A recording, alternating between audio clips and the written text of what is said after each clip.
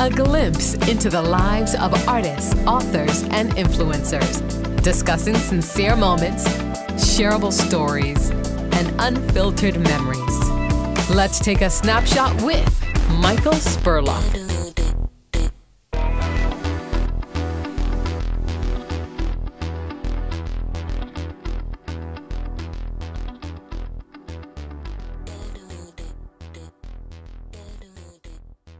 A major focus of the movie All Saints surrounds the theme of hearing God's voice. The story in the movie illustrated the enormous efforts and investment you and your congregation poured into saving the church. Now, after that experience, what can you say with regards to how best one can distinguish God's voice and will for their lives? Well, I've been asked that question a lot, having made the claim that I did hear God's voice to start a farm on our church property when we were supposed to be selling the property.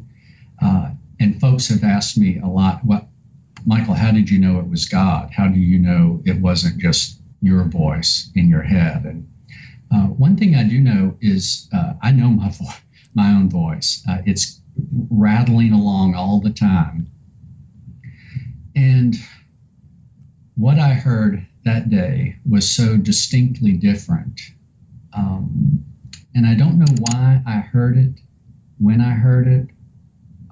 I don't know why I was listening in a way that maybe I hadn't been used to listening before.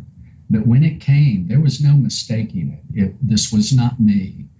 But then there's also another thing that we do when we think that we've been prompted by the Spirit or we've heard God's voice, and that is you have to test them.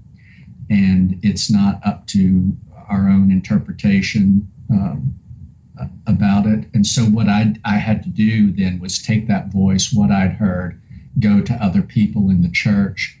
We prayed about it. We talked about it. We examined it. And then we set about doing something about it. And that's when it was really proved that it was God's voice, because the wind was always at our back. And it wasn't as though we were banging our head against something that we had devised out of our own fears or desires or any other kind of motivation like that. Did you find that there was some sort of conviction that also came when you heard that voice and you got the idea of, hey, let's start a farm? Mm-hmm. I was convicted, and the first thing I did is I ran right up to my office. I was on the back of our property and taking a walk, trying to clear my head and prepare myself for selling the church, which is what we were thinking we were going to do. When God spoke and said not to do that, in fact, to start a farm instead, in spite of what my bishop and I had agreed on us doing, my parish had agreed that we were going to sell the property.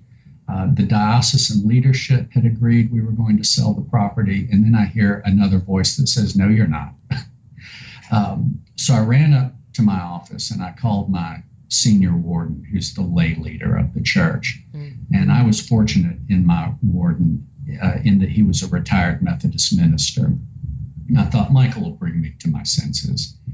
And I called him. I said, God spoke. We're not supposed to take this offer on the church. We're supposed to start a farm here. He said, great, call the bishop. And I said, well, I just talked to the bishop yesterday, and we talked this thing to death. Round and round we went, and we just kept coming back to the same conclusion that we needed to sell. I said, he's going to think I'm crazy. He's like, no, Michael, you got to call him and call me back and tell me what he says. So I did. I picked up the phone. I called the bishop and I said, we're not supposed to sell the church. God just told me we're supposed to start a farm down here. And my bishop, to his great credit and faithfulness, said, great. Isn't it just like God to show up at the 11th hour? 100%. 100%. Yeah. Now, no doubt, no questioning. And to me, that was the conviction. First, there was the conviction that I had the courage to even go sort of raise my hand and say, God spoke to me. Because because that's frightening enough. But then to ask for some, well, what is it? It's not some confirmation is helpful. And everywhere I looked, I was receiving that confirmation.